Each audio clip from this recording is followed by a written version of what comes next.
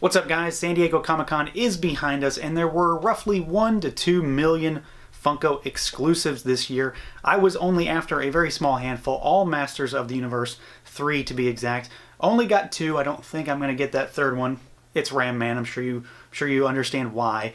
We've got the other 2 to take a look at today. So first off, we're going to take a look at STINKOR, the Funko Pop, and he comes in that standard packaging, so he's in the window there. We've got the Summer Convention logo sticker on the front. He's also got a scented sticker on the front, and then the back has cross-sell with the other Pops that are in this line, and this is all stuff from that most recent wave too. And then the other thing we're going to take a look at is the other exclusive I got a hold of, the VYNL 2-pack, and this is SKELETOR and FAKER. They again come in the standard style box. The only real difference here is that they've got the Summer Convention exclusive sticker there, and then the back doesn't have any cross-sell for these guys. It's just another product shot. So let's pull these out, and we're going to take a look at both of them.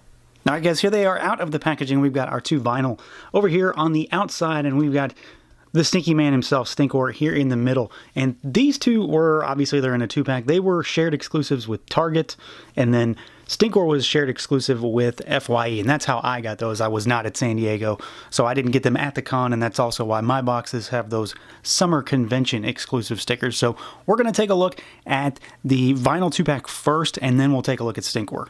Now, as far as these 2 go, they're pretty basic things. You know, we've seen these before. We've got 3 other packs up until now, and FAKER is really just a repaint of the He-Man, which was repainted already as Prince Adam, so this is the 3rd use of this body. I think he looks pretty nice, though. Everything on these 2 is very crisp and clean, and that's one thing that I've had issues with lately, is that there's just been some paint QC issues here and there, but these 2 are rather nicely done.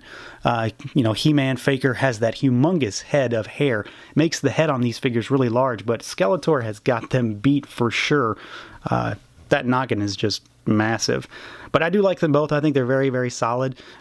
We've got FAKER here in his kind of vintage toy look, kind of the vintage and just toy in general look, because we've got the orange armor for, you know, SKELETOR's armor. We've got the purple loincloth, we've got the purple boots, we've got the orange power sword, which I really, really like. I've always been a fan of the orange sword for the FAKER toys. And then as far as SKELETOR goes, I think he's just pretty awesome. This might be my favorite one in this line so far. Again, the head is humongous and it's very, very stylized. We've got a very kind of minimalistic looking Havoc staff design here, which I think is pretty solid. Nice pewter style paint apps on there. And then he of course has the same armor as FAKER, because that's kind of what their toys shared in that regard. But I do like the yellow on the face. Everything about the face is painted very nicely. There's no real paint app issues on either of these figures, which is pretty great, because you know, it's just kind of the one thing I was worried about after some of the other ones I've gotten recently. But these 2 are really fantastic. I'm not exactly ever happy with mainline characters being Comic-Con exclusives. I mean, this is SKELETOR's arguably, you know, the main character to some people, but he's at least one of 2 main characters in all of MOTU.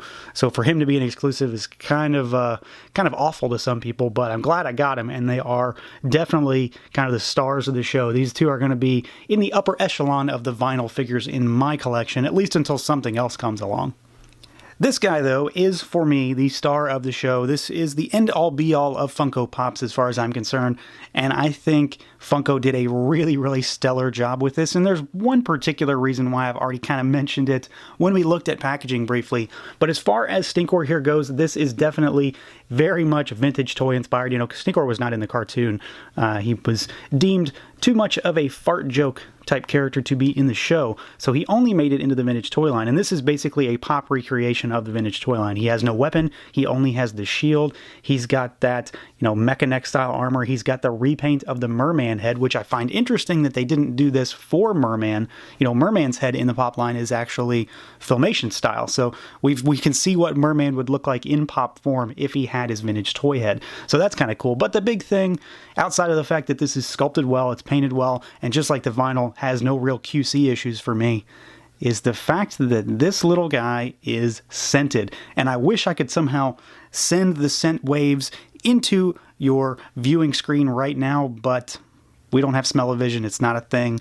But this little guy smells just like, you know, pretty much every iteration of STINKOR thus far. The vintage figure, the MOTU Classics figure, they all stink. They smell of what is basically patchouli oil that's baked into the plastic. And this is like the smell of my childhood. It really does something for me on a nostalgic level. I absolutely love it. Some people seem to hate this smell. but for me, I absolutely dig it. I can't get enough of it. So pulling this guy out of the box was a great nostalgic throwback. He looks fantastic, but it's all about that smell for me, and I'm so happy that Funko decided to go that route. I don't think we've got any other scented pops yet. I could be wrong. We might, maybe, but I'm not really sure, honestly, about that one. But I'm glad that this has that feature. It's really the defining characteristic of the toy, and without it, he would not be nearly as cool. So overall, outside of the fact that these were con exclusives, which automatically makes them somewhat more difficult to get for a lot of folks, I'm very happy with these three. The vinyl 2-pack is well done. It's another repaint of the original He-Man, but it's Faker, so you can't knock him for that. It's a must-have figure. Skeletor is fantastically done. He looks really funny and weird in this style, and I just dig it all around. But of course, the star of the show for me is STINKOR. He's my favorite Motu character. I think he's very well done in this pop form. And he smells. He has that classic smell, and I mean, it smells just like the vintage toy. I don't really notice any difference. I think Funko did a fantastic job with both of these. The only real downside is that I don't think I'm ever going to be able to get a hold of that Ram Man, but I guess I'll just have to go without. So that's going to do it for this look at the Masters of the Universe vinyl 2-pack of Faker and Skeletor and Pop STINKOR from Funko. Let me know what you guys think. Feel free to like, comment, subscribe, and share, and until next time.